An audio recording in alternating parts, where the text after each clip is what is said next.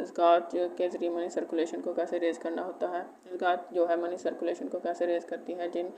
जिन घरानों के पास ज़ाती असासे में सोना चांदी पैसा है उनसे उसका एक हिस्सा लेकर गरीब घरानों को देना। उससे जो गरीब घराने हैं वो अपना खर्च बढ़ाएंगे। ठीक है, ये पैसा जो है वहाँ पे आके इकानमी के प्रोसेस में दाखिल हो जाएगा। फिर दूसरी तरफ जब जानवरों की ज़कात मिलेगी तो उससे भी ये लोग जो है फ़रोख्त करके अपनी ज़रूरियात पर खर्च करेंगे, जिससे इकानमी में पैसा जो है इससे सर्कुलेशन पैसे की बढ़ेगी। ठीक हो गया। और जो फिर लोगों की आमदन बढ़ने स्टार्ट होगी तो लोग पहले से बेहतर क्वालिटी की अशिया को इस्तेमाल करेंगे। ऐसे तो बेहतर क्वालिटी की अशिया भी जो हैं ये ज़्यादा मनी को इन सर्कुलेशन लाती हैं।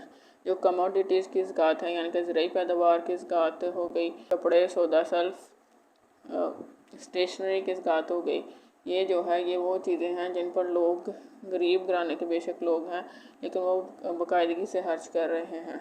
यानी कि इन ज़रूरियात पर खर्च होकर मनी ने सर्कुलेट करना ही है। जब वो कंज्यूम करने के लिए लोगों को मिल जाती हैं वो चीज़ें कि लोग ये चीज़ें इस्तेमाल कर सकें, तो वो पैसा जो उन्होंने इन चीज़ों पर वो खर्च करते हैं वो पैसा वो अपनी बाकी ज़रूरियात पूरी करने के लिए इस्तेमाल कर लेते हैं। यानी कि ये चीज़ जो है मनी सर्कुलेशन को, पैसे की गर्दिश को कंट्रोल में रखती है। क्योंकि अगर पैसे की गर्दिश ज़्यादा हो तो ये भी महंगाई का बायस बनता है। ठीक है, ये कंट्रोल में रखते हैं। यानी कि इस पैसे ने पहले ही गर्दिश करना ही था हर सूरत में इकानमी में इन अखराजात के ज़रिए। अब इन अखराजात के ज़रिए नहीं कर रहा, पैसा वही है लेकिन दूसरे अखराजात के ज़रिए कर रहा है। लोग ये चीज़ें इस्तेमाल कर रहे हैं और इन पर खर्च होने वाला पैसा दूसरी अशिया पर खर्च कर रहे हैं। ठीक हो गया। तो और दूसरी बात यह है कि इन लोगों पर, इन अशिया पर जब लोग खर्च कर रहे होते हैं तो वो एक इकानमी से जिसमें खर्च कर रहे होते हैं उससे ही कमा कर खर्च कर रहे होते हैं।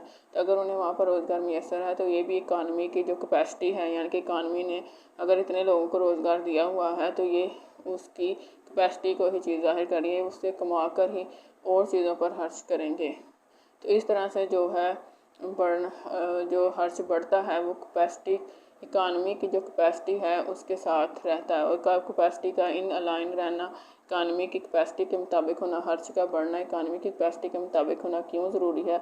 वो इसलिए ताकि स्टिमुलस जो है, मुहर्रिक जो है, यानी कि हम दे रहे हैं इकानमी को ग्रो करने के लिए, वो कामयाबी से ग्रोथ में कन्वर्ट हो सके, ना कि वो महंगाई में कन्वर्ट हो जाए।